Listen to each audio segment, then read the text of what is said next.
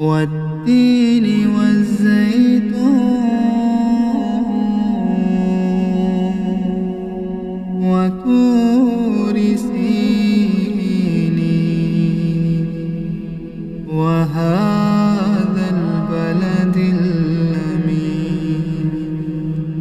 لقد خلقنا الإنسان في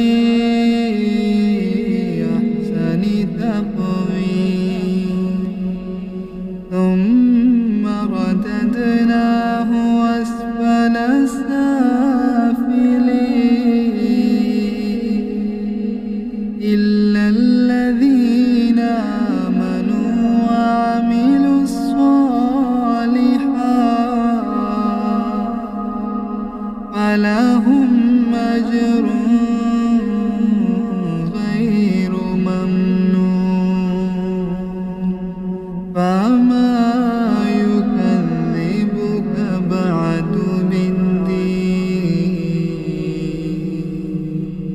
أليس الله